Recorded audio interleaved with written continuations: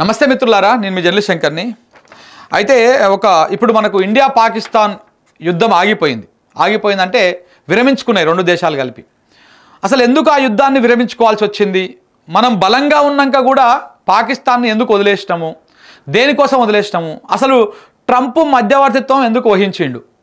అసలు ఏ అంశం మీద వీళ్ళు ఎక్కడికక్కడ సడన్గా జడివాన వచ్చి ఆగిపోయినట్టు ఉంటుంది చూసినామా? ఇట్లా సడన్గా వచ్చి ఆగిపోయినట్టు ఎందుకు ఈ కాల్పుల విరమణ ఒప్పందం కానీ ఇట్లాంటివన్నీ సడన్గా ఆగిపోయినాయి? అసలు ఏం జరిగింది? తెర వెనుక ఏం జరిగింది? ఎందుకు మోడీ అంత బలంగా మాట్లాడినటువంటి మోడీ, అంత బలంగా ఉన్నటువంటి భారతదేశము ఆయుధ సంపత్తిలో కానీ ఆర్థికంగా కానీ ఇలా పాకిస్తాన్ని తిప్పికొట్టడం చిట్కేసేంత పని భారతదేశానికి. అయినా ఎందుకు వెనకడిగేసింది? దేనికోసం వెనకడిగేసింది? ఈ చర్చ బాగా నడుస్తూ ఉంది సోషల్ మీడియాలో కావచ్చు, మెయిన్ స్ట్రీమ్ మీడియాలో కావచ్చు, యావత్ దేశం అంతా కూడా ఈ చర్చ నడుస్తూ ఉన్నది. ఈ నేపథ్యంలో ఒక వార్తా కథనం బయటకు వచ్చింది. CNN వరల్డ్ అనేటువంటి ఒక అంతర్జాతీయ మీడియా సంస్థ ఒక కథనాన్ని ప్రచురించింది. ఆ కథనంలో చాలా సంచలన విషయాలు ఉన్నాయి. ఆ న్యూస్ ఏజెన్సీ CNN అనేటువంటి న్యూస్ ఏజెన్సీ రాసినటువంటి వార్తా కథనం ప్రకారం కొన్ని సంచలన విషయాలు మీ ముందుకు తీసుకొచ్చేటువంటి ప్రయత్నం చేస్తాం మిత్రులారా. అసలు ఏంటిది ఈ CNN బయటపెట్టినటువంటి కథనం ఏంటిది? ఈ ట్రంప్కు వచ్చినటువంటి ఆ ఇంటెలిజెన్స్ సమాచారం ఏంటి? భయంకరమైనటువంటి ఇంటెలిజెన్స్ సమాచారం వచ్చిందంట. ఆ సమాచారంతో ఇరు దేశాలను ఒప్పించి యుద్ధాన్ని ఆపించిరు అని చెప్పేసి ఒక కథనం బయటకు వచ్చింది. అసలు ఏం జరిగింది తెర వెనుక అనేది ఒకసారి మనం మాట్లాడుకుందాం. అమెరికా వైస్ ప్రెసిడెంట్ ఉన్నాడు కదా, ఆయన పేరు JD వాన్స్. అమెరికా వైస్ ప్రెసిడెంటు, దాంతోపాటు అక్కడి అమెరికా విదేశాంగ శాఖ కార్యదర్శి, జాతీయ భద్రతా సలహాదారు మార్కో రూబియో, దాంతోపాటు White House chief of staff అనేటువంటి సూసీ వైల్స్ అనేటువంటి ఈ ముగ్గురు అధికారులు, ఒకటి JD వాన్స్ USA వైస్ ప్రెసిడెంట్, JD వాన్స్, మార్కో రూబియో, సూచి వైల్స్, ఈ ముగ్గురుతో కూడినటువంటి ఒక కోర్ టీం ఏం చేసిందంటే ఈ వైట్ హౌస్లో కూర్చొని ఇండియా పాకిస్తాన్ యుద్ధాన్ని ఇక్కడ జరుగుతున్నటువంటి ఈ పరిస్థితులను ఎప్పటికప్పుడు వాళ్ళు పరిశీలిస్తూ ఉన్నారంట. ఈ పరిశీలిస్తున్నటువంటి బృందానికి శుక్రవారం నాడు ఉదయము వైట్ హౌస్కి ఒక సమాచారం వచ్చింది.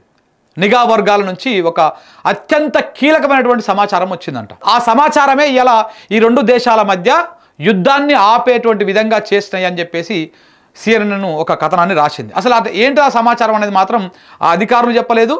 ఈ CNN కూడా ఇప్పటిదాకా ఇంకా బయట పెట్టలేదు. ఇప్పుడు నేను ఈ వీడియో రికార్డ్ చేస్తున్న సమయం దాకా ఇప్పటిదాకా దాన్ని బయట పెట్టలే. మరి తర్వాత వస్తుంది కథనం, పూర్తి స్థాయి కథనం వస్తుంది అని చెప్పేసి వాళ్ళు అందులో రాయడం జరిగింది. చూడాలి ఎప్పుడు వస్తుంది అనేది. అయితే ఏం జరిగింది అంటే వీళ్ళు గమనిస్తూ ఉంటే ఆ ఇంటెలిజెన్స్ నిఘా వర్గాల నుంచి ఒక సమాచారం వచ్చింది. ఆ సమాచారం ఫస్ట్ ఎవరికి వచ్చింది?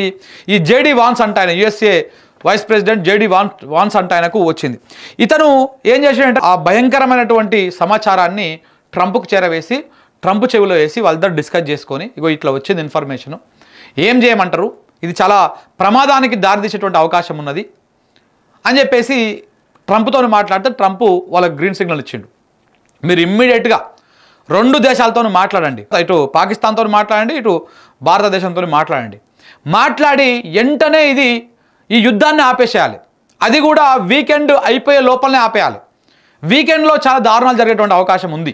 మరి ఏంటి ఆ వీకెండ్లో ఏం జరుగుతుంది అనేది మాత్రం చెప్పలేకపోయి. ఇందులో వీకెండ్ లోపల ఆ యుద్ధాన్ని ఆపేయాలి అని చెప్పేసి ట్రంప్ కీలకమైనటువంటి ఆదేశాలు జారీ చేయడంతో వెంటనే ఈ వాన్స్ కావచ్చు, రూబియో కావచ్చు, మార్కో రూబియో కావచ్చు, లేకపోతే సూసీ వైల్స్ కావచ్చు, వీళ్ళందరూ ఏం చేసి ఈ ముగ్గురు కలిసి వెంటనే ఇటు ఇండియాతోటి అటు పాకిస్తాన్ తోటి సంప్రదింపులు మొదలుపెట్టారు. శుక్రవారం నైట్ అంతా సంప్రదింపులు మొదలుపెట్టారు. ఇటు ఎవరైతే JD వాన్స్ ఉన్నాడో ఈయనకు మన ప్రధానమంత్రి మోడీ గారికి ఇద్దరికి దగ్గర సంబంధాలు ఉంటాయి. రీసెంట్గానే ఏప్రిల్లోనే ఆయన అమెరికా మన వైస్ ప్రెసిడెంట్ వాన్స్ అంటే ఆయన కూడా మన ఇండియాకి వచ్చిపోయిండు. మోడీ ఈయన కలిసిర్రు. ఫోన్ చేసి మాట్లాడిండు ఆయన వాన్స్. ఏమని మాట్లాడిండు? ఇగో ఇది సమాచారము, ఇది కథ, మీరు వెంటనే కాల్పుల విరమణకు ఒప్పుకోకపోతే చాలా ప్రమాదం జరిగేటువంటి అవకాశం ఉంది. ఇది కూడా ఈ వీకెండ్ లోపలనే మీరు చేసేసేయాలి, లేకపోతే చాలా డేంజర్ జోన్లోకి వెళ్ళిపోతాము అన్నటువంటి విధంగా ఆయన మోడీకి ఫోన్ చేసి స్వయంగా ప్రధానమంత్రి మోడీతోనే ఆయన మాట్లాడిండంట. ఈ కథనం ప్రకారం మాట్లాడితే దానికి ప్రధానమంత్రి మోడీ గారు కూడా రెండవ మాట ఎత్తకుండా, రెండవ జవాబు చెప్పకుండా వెంటనే ఇమ్మీడియట్గా ఓకే చెప్పేసిండంట. ఓకే చెప్పేయడంతో పాటు ఈ ఫోన్ చేసినటువంటి JD వాన్స్ ఎవరైతే ఉన్నారో ఈయన ప్రధానమంత్రి మోడీ గారికి ఇంకొక సలహా కూడా ఇచ్చినట్ట. మీరే మాట్లాడండి పాకిస్తాన్ తోటి, డైరెక్ట్గా మీరే వెళ్ళి మీరే ఫోన్లో సంప్రదిస్తారా, ఎట్లా సంప్రదిస్తారా, మీరే మీ దేశమే మాట్లాడండి, ఇమ్మీడియట్గా మీరు సాల్వ్ చేసుకోండి అని చెప్తే, నేను మాట్లాడను, నేను డైరెక్ట్గా మాట్లాడను, మీరే ఆ ప్రయత్నం చేయండి, నేనేం మాట్లాడను, మీరే మాట్లాడండి, నేనైతే ఒప్పుకుంటున్నా దీనికి అని చెప్పేసి ఆయన చెప్పడంతో మళ్ళా ఎట్లా అమెరికా చెప్తే పాకిస్తాన్ ఉంటుంది. ఎందుకంటే పాకిస్తాన్ మనతో యుద్ధం చేస్తుంటే అమెరికా దానికి సహాయం చేసింది, $1 బిలియన్ ఇచ్చింది IMF కింద, $1 బిలియన్ ఇచ్చింది. పాకిస్తానే మనతో యుద్ధం చేస్తుంటుంది, మళ్ళీ మన మీద వీళ్ళు అమెరికా వాళ్ళు ఏదో ప్రేమ ఒలకపోస్తున్నట్టు భారత్కు ఉగ్రవాదం మీద చర్యలు తీసుకునేటువంటి హక్కున్నది, ఈ రెండు దేశాలకు సంబంధించినటువంటి అంశం వాళ్ళు సాల్వ్ చేసుకోవాలని చెప్పేసి కొంత మనకు సానుకూలంగా ఉంటుంది. కానీ మళ్ళీ ఫండ్ మాత్రము అమెరికా దీనికి ఇచ్చింది, ఎవరు పాకిస్తాన్కి ఇచ్చింది. సో ఇదంతా వేరే సబ్జెక్టు మళ్ళీ.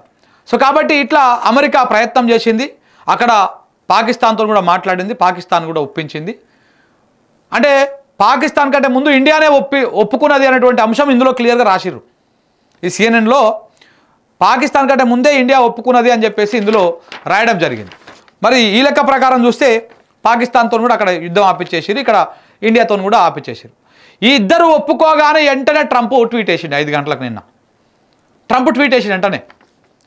ఆ ట్వీట్లో కూడా చాలా భయంకరంగా అటు పాకిస్తాన్కు మనకు 2 దేశాలను సమానంగా పోల్చిండు ఆయన. అసలు పాకిస్తాన్కు మనకు నక్కకు నాగలోకానికి అంత తేడా ఉంది. అది మనతో ఏమిట్లా బోల్ కాదు, ఏ రకంగా కూడా సరి కాదు అసలు అది మనకు. కానీ రెండితో పోలుస్తూ మన దేశాన్ని తక్కువ చేస్తూ ట్రంప్ ట్వీట్ వేసిండు. సో అది అయిపోయింది. అది అయిపోయినాక ఇక ఇప్పుడు 2 దేశాలు ప్రకటన చేసినాయి. అటు పాకిస్తాన్ ప్రధానమంత్రి ఏకంగా మేము భారత్ మీద విజయం సాధించినామని చెప్పేసి చెప్పుకున్నారు వాళ్ళు ప్రెస్ మీట్ పెట్టి. మన వాళ్ళేమో మన ఆర్మీ చీఫ్ వీళ్ళు వచ్చి మాట్లాడిర్రు, ఇది అయిపోయింది. విదేశాంగ శాఖ కార్యదర్శులు వీళ్ళు వచ్చి మాట్లాడిర్రు, మేము విరమించుకుంటామని చెప్పుకున్నారు, అయిపోయింది ఇక్కడ. కానీ అక్కడ పాక్ ప్రధాని మేము ఏకంగా ఇండియా మీద గెలిచినాం, మేము భారత్ మీద గెలిచినామని చెప్పేసి వాళ్ళు ప్రకటన చేసుకున్నారు.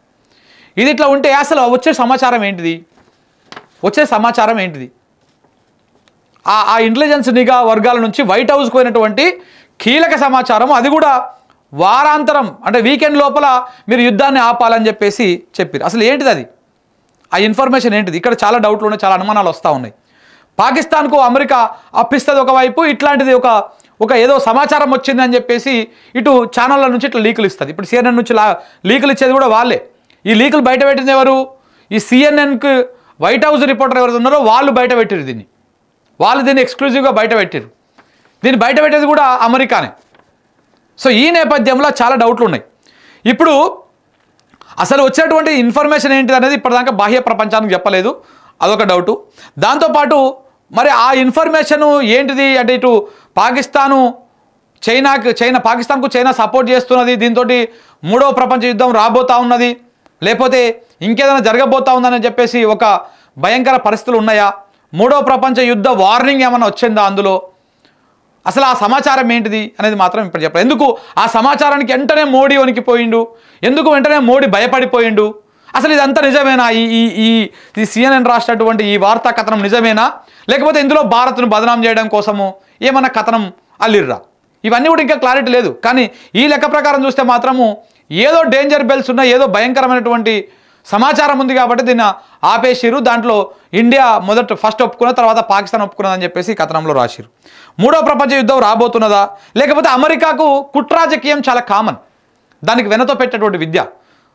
అమెరికాతో దోస్తాన్ మంచిది కాదు, దుష్మని మంచిది కాదు. అమెరికాతో దోస్తానం మంచిది కాదు, దుష్మని మంచిది కాదు. దోస్తాన్ చేస్తేనే ఒకవేళ అమెరికాను మించిపోతుందంటే దాన్ని చంపుతందుకు కూడా దుష్మనితో చేతులు కలుపుతుంది అమెరికా. చాలా జిత్తుల మారి నక్క అనమాట అమెరికా అంటే.